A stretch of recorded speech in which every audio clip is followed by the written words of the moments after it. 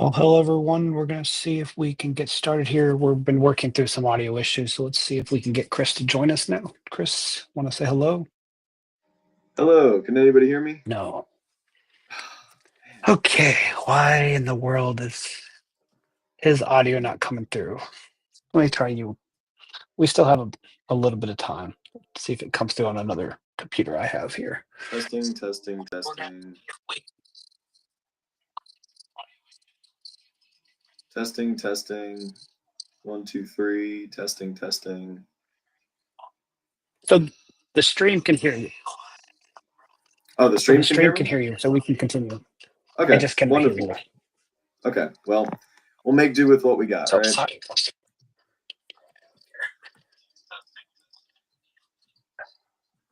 Wonderful. Thank you, Jerson. I will hand it over to Chris. If you want to share your screen again, I'm going to mute my computer and I will just monitor the chat until I figure this out. So Chris, whenever you want to take over, I will let you share until I figure out my audio issues. Let's see here.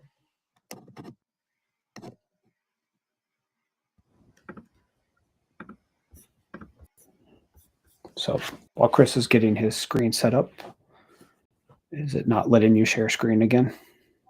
Yeah, it's saying host has turned off this feature.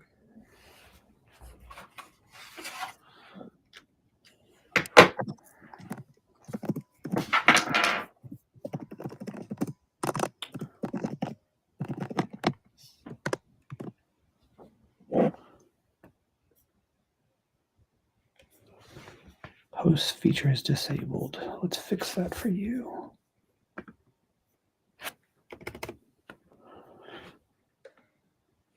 Okay.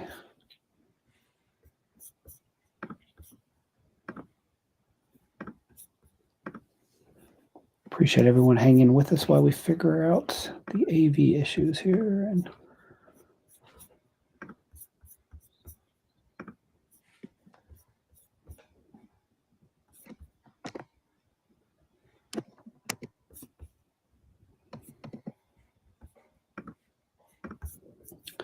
it says you can present here. Let's try again. See if that setting made a difference for you, Chris.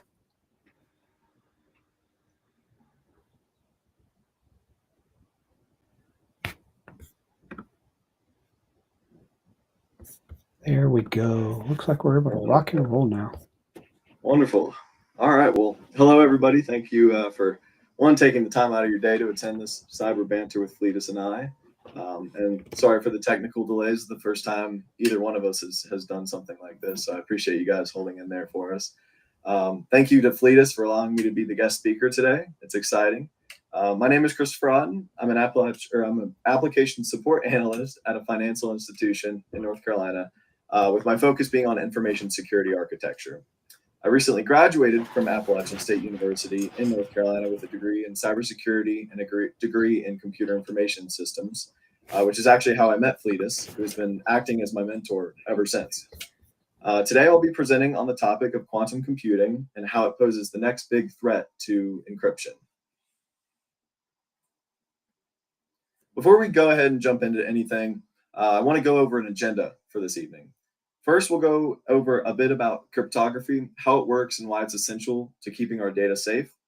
Second, we're going to go over what quantum computing is, go through all the buzzwords like qubits and entanglement and how quantum computers actually pose a threat to modern cryptography. Next, we'll take a look at post-quantum cryptography, or PQC, and the importance of the research backing it. We'll also learn how Star Wars plays into all of this. After that, we'll talk about store now, decrypt later, what that means for data today, and what it could mean in 10 to 15 years' time. Then finally, a call to action, where we will review some ways to slow down or maybe even prevent the theft and decryption of data. So, to understand the threat that quantum computing poses, we must first look at how modern cryptography actually works. Every time you send a message, make a payment on Venmo online, or log into an account even, cryptography is silently working in the background to protect your data. It ensures two things, right? Confidentiality, so only the authorized parties of that data can read the information. And two, integrity, meaning the data isn't tampered with. You know it's legit. At its core, cryptography is built on hard mathematical problems, like factoring large numbers or solving discrete logarithms. These problems are so complex that classical computers would take thousands of years to crack them. Even supercomputers would take thousands of years. This is why systems like RSA and ECC, which is elliptic curve cryptography, have been trusted with our data for decades. We haven't needed anything more. Take public-private key exchange, for example. Imagine a locked mailbox in the front of your yard. Everybody can walk up to the mailbox and drop a letter in, which is your public key, but only you have the physical key to open the mailbox, which is your private key. That's what you would use to read the letters. Without the private key, nobody that walks up to the mailbox can open it and look inside. This kind of asymmetry is foundational to secure communication online. So let's dive a bit deeper into how these math problems work. I promise I won't go into a crazy math lecture. I'm not a huge math guy, but just bear with me. So these problems fall into three categories known as computational complexity classes. The first being polynomial time problems. These problems are easy for computers to solve and very easy to verify. Take a sorting list, for an example. If I gave you a list of 50 numbers, you could easily look at each number and place it in its correct spot in its list. That's an easy problem for you to solve and easy to verify. For computers, it's a breeze. Next up is non-deterministic polynomial time problems. These problems are more difficult to solve, but still pretty easy to verify. A good way to think about this is to think about your phone's GPS mapping system. It's difficult for a computer to take every single road into account when trying to give you a list of 5 different routes you could take to get to your destination. But once it finds those 5 routes, you can easily look through and choose the right one, right? Which is fastest, which doesn't take tolls. That's a non-deterministic polynomial time problem. It was difficult for the computer to solve. It had to take thousands of roads into account in the traffic and collisions, road closures, everything like that. It was computationally pretty difficult to solve. But once you had the 5 routes that it gave you, it was easy to verify which one you wanted to take because you would just choose the shortest one. Next up is NP-hard problems.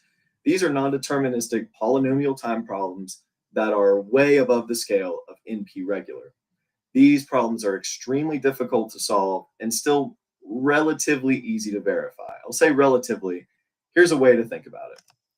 So I'm sure most of you have heard of Sudoku or even played it before. Now this is a bit of a Sudoku board on steroids, right? Instead of 3x3, it's a 4x4. And in each sub-square, you have 1 through 9 like regular, and you also have A through G. So this is a 16 by 16 board. If I gave you this and said, go ahead and solve it, it'd probably take an average Sudoku player a couple hours to think of everything because a number in the bottom right corner might mess up a one in the far left corner 15 squares away from it. So this is like an NP hard problem. It's hard to solve, but if I gave you this, which is the solved board, it's relatively easy to go square by square and line by line to figure out, all right, does the top line have 1 through 9? Check. Does it have A through G? Check. And you can go down line by line and check. This is what I mean by hard to solve but easy to verify. The computer could not do this in an instant, but it could check if this was the right solution in an instant. But here's the catch. All of these non-deterministic polynomial time problems that our cryptography is based on relies on classical computers being slow and staying slow at solving these math problems. If something could drastically speed this up, the entire system would crumble.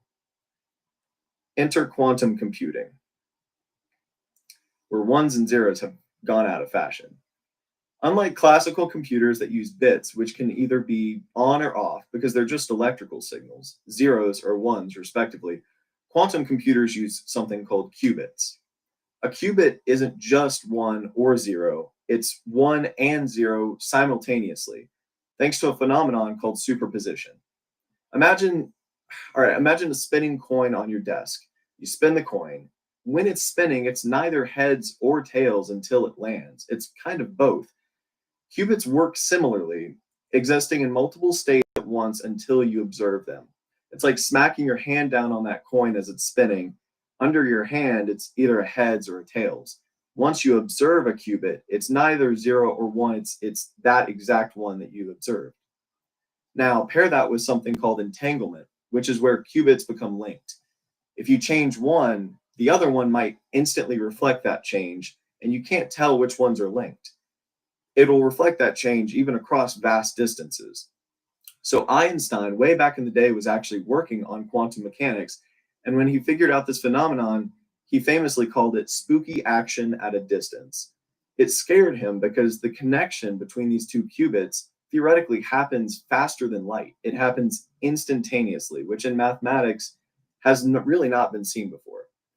This combination allows quantum computers to solve very, very niche problems exponentially faster. Tasks like simulating molecules or optimizing complex systems for logistics, which would take classical machines millennia, could be done in a few hours or days with quantum computers. But, and this is critical, today's quantum computers aren't really plausible yet, right? They're still very fragile, very error prone, and not yet scalable.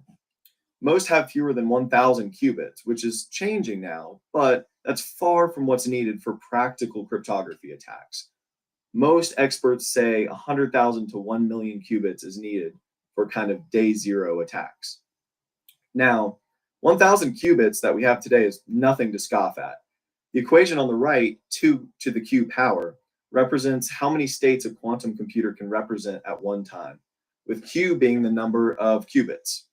Because the power scales exponentially to the q power, a quantum computer that has just 266 qubits can represent more states at one time than there are atoms in our observable universe. With these kind of numbers, it becomes a little bit clear why Einstein decided to throw in the towel and stop studying quantum mechanics and went hands off. So, why does this all matter to encryption? Because algorithms like Shor's algorithm, which is used for factoring primes, and Grover's, which is for brute force search, they exploit these quantum properties for gain. They turn problems that are impossible for classical machines into trivial ones for quantum ones. These were theorized way back in the day to work on a perfectly efficient quantum computer, which we are far from, but we are rapidly approaching a day where that could be a possibility. One of the more visual differences between traditional computers and quantum computers, however, is that traditional computers could look like little black boxes in the corner, or maybe even a fancy silver slab with a fruit logo on the front. But quantum computers can look like giant space lasers. Okay, so quantum computers could break today's encryption, but here's the good news, right? We're not entirely defenseless. Enter post-quantum cryptography, which are algorithms designed to withstand quantum attacks. So the race is on to standardize these methods of perfectly quantum-resistant cryptographic methods. Organizations like NIST, which is the North American Institute for Science and Technology, has been evaluating submissions for years. Think of it like a global bake-off for the toughest math problems almost. It's problems that even quantum computers theoretically would struggle to solve. The front runners are lattice-based cryptography methods. Imagine trying to find the shortest path in a maze with infinite dimensions. It's that kind of complexity that lattices introduce. There's thousands of dimensions that these lattice problems can introduce to a computer to completely confuse it. Other candidates include hash-based and code-based schemes, but lattices have become the front runner because they're more versatile, energy, and cost efficient. Remember, quantum computers take a lot of energy to run, more so than is practical right now. But post-quantum cryptography, or PQC, isn't necessarily a plug-and-play solution. First, these algorithms are slower and way bulkier than current ones. Upgrading the infrastructure, especially critical infrastructure, like IoT devices and legacy systems, will be a marathon, not a sprint. Second, we need global coordination to make this happen. A single weak link, a single bank, a government, a hospital could jeopardize entire networks, leaving everybody at risk. And here's the urgency. Even if quantum computers are a decade away, we have to act now. Migrating to post-quantum cryptography could take just as long. A decade, 15 years even. Think about how many organizations would need to transfer over. It's like rebuilding the foundation of a skyscraper while people are still living inside it. It's a near impossible task, but it could be done. So wait, where does Star Wars come into this? I was promised Star Wars at the beginning of the presentation. Well, the front runners for NIST's certification process and standardization had the production name of Crystals Kyber, which if you flip the words around gives you Kyber crystals. And that's what powers lightsabers in Star Wars. So the majority of the team behind this encryption method are huge Star Wars fans, and they decided to name each mechanic in it after a different aspect of the Star Wars universe. So I just thought that was a little something fun to add in. So store now, decrypt later. What is it? Where's the threat? So imagine a thief stealing a locked safe out of the bank, knowing that they can't crack it now, but they'll be able to crack it in 10 years. That's what store now and decrypt later is in a nutshell. So adversaries like nation states and individual hackers are already harvesting personal encrypted data today. Financial records, medical histories, state secrets, anything valuable that they think will be valuable in 5 to 10 years, they're stealing and taking in hopes that one day quantum computers could crack it for them, and they're in possession of these state secrets now. They don't need quantum computers just yet, they just need to wait. Why? Because, well, once quantum computers arrive and they become normalized, that encrypted data becomes a gold mine. Yeah, maybe your Clash of Clans account isn't really helpful in 10 years, but think about a nation's banking information or critical infrastructure, nuclear power plants, regular power plants, healthcare. All of these things will still be valuable in 10 years' time to adversaries. And these aren't hypotheticals. So there was a 2023 breach of X Corp's encrypted backups where the hackers knew that they had no use for the information right now, but they stole it anyway. They were able to take it. It was a bet. They were betting on future decryption. Once quantum computers become available, that data is encrypted with current methods like RSA and ECC, meaning once quantum computers are standardized, those hackers can decrypt that data and it all becomes a gold mine to them. They can sell it, use it for profit, anything. But the real damage isn't just leaked data, it's trust. So if citizens, customers, or allies believe their communications could be retroactively exposed, they're going to hesitate to share anything sensitive even today. Democracy, diplomacy, and innovation rely on these confidentiality over time. All it takes is one breach, and users and members will kind of pull out of your service, organization, or even government. So what can we do? Do we delete all of our data and live off grid? No, that's impractical, but the answer lies in future-proofing the past. So let's explore how we can do that. Here's my call to action. First, speed matters with this kind of thing. Every day we delay PQC, which is post-quantum cryptography migration, is a day that attackers can stockpile data, stockpiling it for later to hack and then use it against us. Companies like Google and Cloudflare are already testing hybrid systems using NIST standardized encryption methods. They mix classical computing encryption with post-quantum encryption as a safety net in hopes that that'll be enough. For ultra-sensitive data, QKD, which is quantum key distribution, can be used, and that offers a physics-backed solution. It's like sending a secret message that self-destructs if it's intercepted, thanks to some of these quantum principles that Einstein was studying. China's MISIUS satellite and the European Union's Quantum Internet Alliance are pioneering this, but it's extremely costly and niche for now. Hopefully, that will become more cost efficient in the future, meaning we can send quantum-backed messages that if an attacker does somehow encrypt it, the message kind of implodes on itself and it's not useful even if they're able to decrypt it. Next, I think we really need to rethink what we're keeping, right? It's nice to data hoard, but do hospitals really need 60-year-old patient records? Probably not. I think we need to automate data expiration like a digital shredder. I don't know what that timeline is, and experts are still debating it, but I think that's a critical key to make sure we're not exposing ourselves 20 years in the future for something that will still be useful to adversaries. This helps minimize that store now, decrypt later loop pile that we were talking about in the previous slide. So I think the research is heading in the right direction, and it's extremely important that organizations, governments listen and follow these implementation procedures, and they keep an eye on things, as our data is arguably one of the most important things we need to keep safe. That's the end of my slideshow. Thank you guys for listening. I'd love to take questions if anybody wants to drop questions in the chat. Thank you guys. I appreciate it.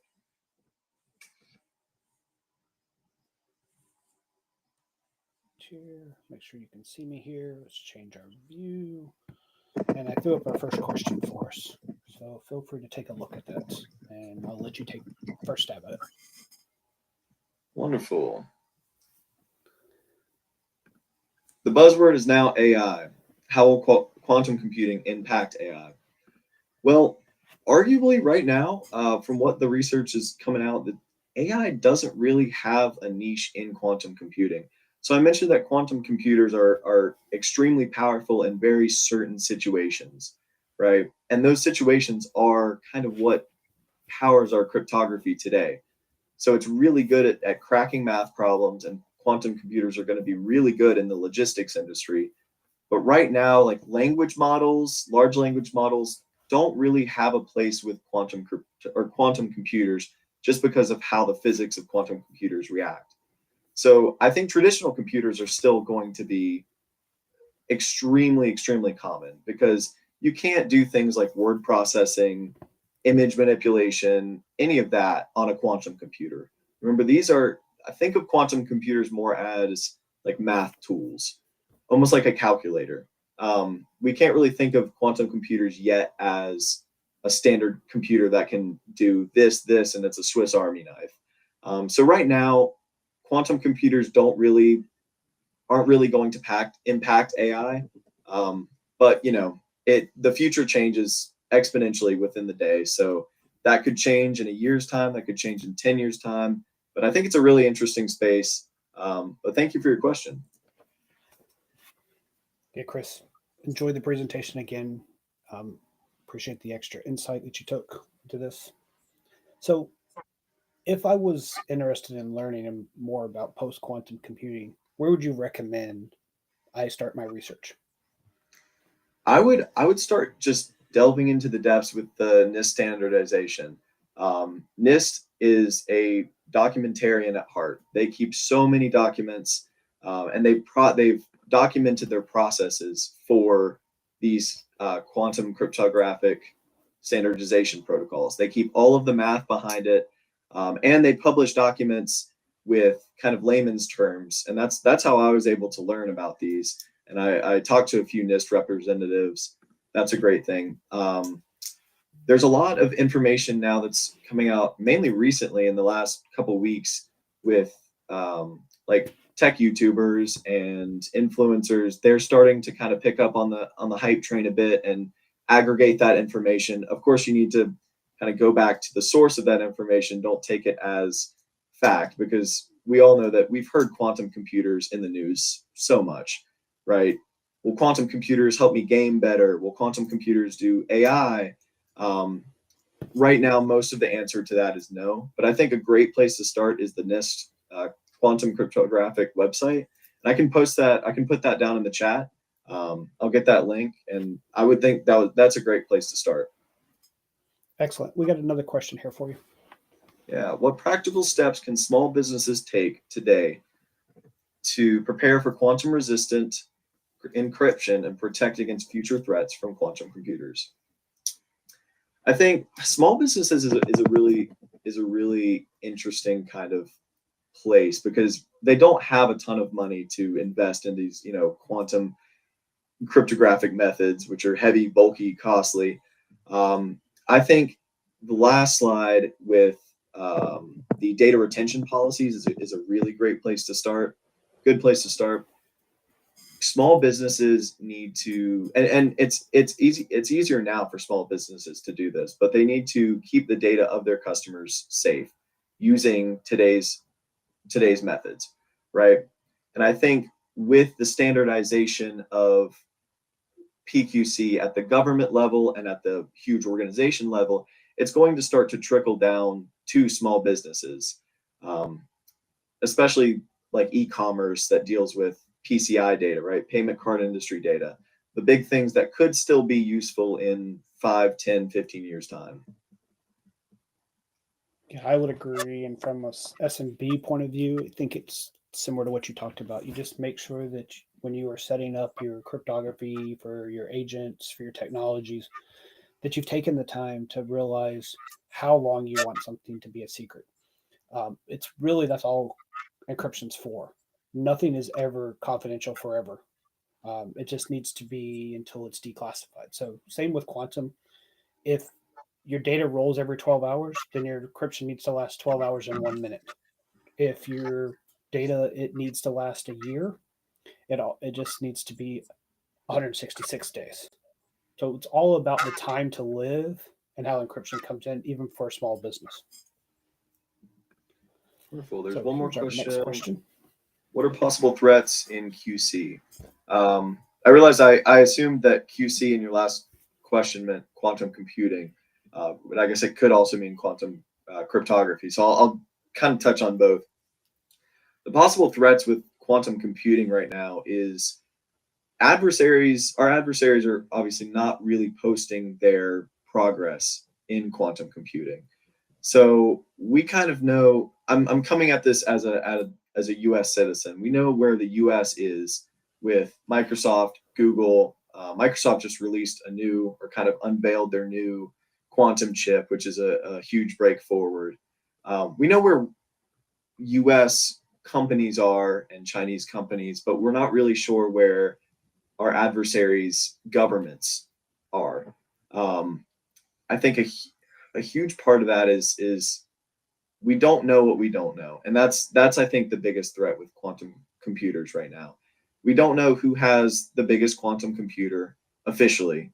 We don't know when they're going to become viable, right? The growth, the research is scaling exponentially. So 5 years ago, quantum computers were not really ever a big talking point, and now they have been. And even 2 years ago, they were saying, ooh, quantum computers could break cryptography in the next 50 years. That year mark has bumped down each year to now experts are saying 5 to 10. Some are saying it could be, it could be 2 years from now. So I think that's the biggest threat is it's scaling exponentially, and the research backing quantum cryptography needs to also scale exponentially, and it needs to be standardized and implemented as soon as possible. So possible threats with quantum cryptography.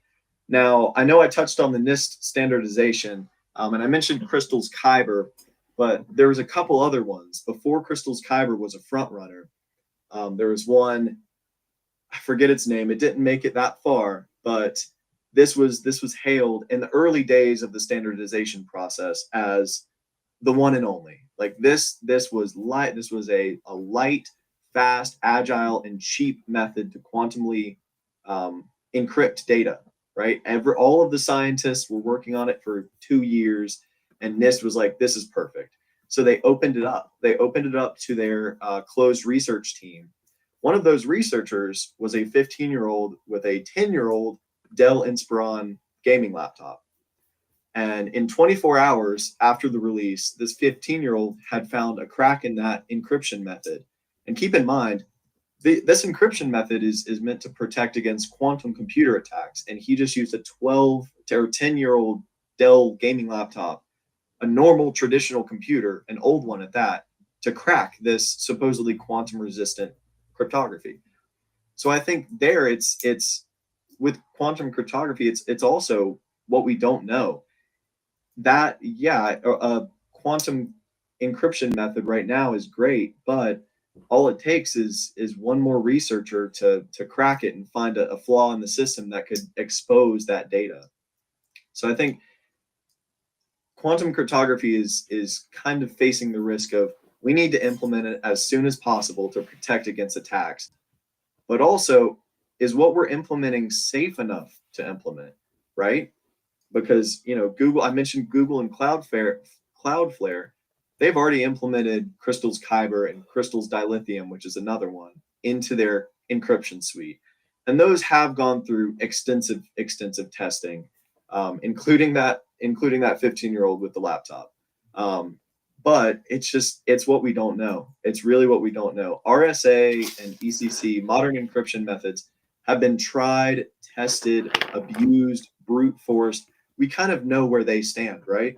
If you have this long of a password with this many characters, we can tell you a pretty good estimation on how long it would take to brute force crack that, right? But with quantum cryptography, there's really no way of knowing, because it's not standardized. It really hasn't been used, and it's not in the industry enough to know. So that's kind of the threats right now. So I'll add a little bit more just in general that applies with any compute. So we've all learned Moore's law. Think about that as pretty much every 12 to 18 months, we're doubling. The same goes to our cryptography. You probably watched a show, NCIS or others, all it's proprietary. That just means it's snake oil. All of our encryption mechanisms that we use today have aged. Most of them are 40 to 50 years old. So it's not like you deployed it today. You want time for crypto analysis and analysts to try to break the math, because it's really just a math problem. Chris talked about that in his presentation. We don't go into the math. We trust our computers to do the ones and zeros. So anytime you hear this is proprietary, run. A vendor should never use proprietary cryptography. So when it comes to quantum computing, same thing. When quantum cryptography hits, they need to age out. They need to sit on the shelf, give mathematicians, crypto analysts time. Because, funny story, when DVDs came out, they didn't want them pirated. So they put proprietary on them. 2 teenagers, a box of Yoo-Hoos, and some Hot Pockets is all it took them to break the encryption on a DVD. And that was over a weekend. And that was just a Sony or someone else trying to protect their intellectual property by not understanding the mathematics behind what they were trying to protect. Yeah, I agree with Fletus. It's you want it to be broken, right? In a sense, you want it to be tried, tested, and abused, like the current cryptographic methods that we use, and that's how we know they work. But with PQC, it's kind of the race against time. You need it encrypted, you need it implemented, but also it would be great to have 10, 15 years to abuse it, see what its flaws are, find the best one, and then implement it. But we do not have 10 to 15 years. We need it relatively soon. And so I think more researchers and more funding should be going into these methods, because it really will affect, if researchers call it PQ0 or no, Y2Q as a play on Y2K. And Y2Q is the day that quantum computers are finally able to break modern cryptography. When that happens, we need methods to stop it, or else everything kind of goes in the hole. So it's really, you need time on one hand, but you need to implement it on the other immediately. So it's kind of a catch-22 there. Yeah, so I echo what we've been hearing. Great presentation again. Still want to leave the opportunity for a couple more questions before we wrap it up. But while we're waiting on another question, I'll throw one at you again. I'm breaking into the field. Why do I care about quantum cryptography when it comes to interviewing, getting a job, or staying abreast? Yeah. So I think in any IT and cyber industry, I come from a cybersecurity background. Part of your whole job is researching and staying up to date, right? There's a good position will allow you to research during the job and make sure that you're up to date. Make sure you're up to date on certifications. Make sure you're up to date on the information, because in this sense, quantum cryptography and quantum computing attacks is going to be a reality. There's really no way around it. So to your point, I think when that happens, it's almost like another AI boom. Everything's going to change, right? So now with generative AI, you can clone faces, you can do deep fakes, You can write scripts. You can do anything mostly with Gen AI, and it'll look decently passable, especially if it's erring on the text side. I think we're going to have another shift when quantum computers become viable, like AI, not exactly like it, but similar, where industries are having to immediately do a 180 and shift to either combat it, enforce it, adopt it, whatever the case may be. I think there's going to be that point, Y2Q. There's going to be that point where it's going to matter to everybody, right? And it's going to matter to everybody all at once.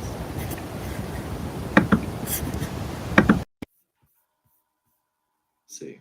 Did we pick up some static there, or was that just me? No, I did as well. I don't know Okay. where that came from, but I was trying to fix it. I heard it Oh, pop into gotcha. my ear. So yeah, sorry to but interrupt you. Go there's ahead. gonna be a day where it matters to everyone, just like AI, right? You can't go a day without hearing AI. So for me, I would rather be on the forefront, knowing AI was coming, knowing OpenAI was developing ChatGPT, and then finally, using it, trying to learn it, and trying to implement it into your workflow. It kind of it helped. If you were in that position, it helped you get in front of the game instead of going to work one day or going to school and not knowing anything, and your professor accuses you of using AI for a paper, or your work accuses you of using AI for a presentation. There's going to be a day where quantum matters to everybody, and I think you need to be on the forefront. You need to do your research, especially if you're in the tech industry, cyber industry, IT, security. It's going to matter to everybody. So I would stay on the forefront. Excellent points. So I just threw up Chris's LinkedIn. Please connect with him, stay in touch. I appreciated his time today. I'm going to turn it over to him for any final remarks, and if you want to share how they can get a hold of you. Yeah, wonderful. Yeah, thank you to Fletus for letting me come on today. This was a great experience. This is kind of a first for both of us. Fletus has been a wonderful mentor, and yeah, if you want to connect with me, I would be happy to add you back on LinkedIn. I'd love to chat sometime about quantum cryptography or anything cyber and industry, IT, security, whatever you want to chat about. I'm all ears. I would love to connect. So yeah, follow me on LinkedIn. Thank you to Fletus. Thank you all for joining tonight. I know we have a couple people in some late night time zones, so I appreciate you staying up. Yeah, thank you guys for letting me come on here. Once again, I appreciate it, Chris. I look forward to seeing what other presentations you have in store. As we just a little shout out for Chris. Even though he's graduated, he's been willing to sit through a webinar series. That's how I was first introduced to this topic. I decided I didn't want to keep it into the paywalls in which this webinar was being held, and you guys would value add from this. Every professional who sat through this presentation, myself included, has learned something from this. So I hope that you guys, as you sat here and are chewing on quantum computing and quantum cryptography, are coming away with the action item of now I know something, and this is what I can apply personally, professionally, when I'm looking for my next job. With that, appreciate it again, Chris. Thank you for your time, and look forward to catching up with the community in the future. If you liked what you saw today, please like and subscribe, connect with Chris. And until next time, stay safe and stay secure.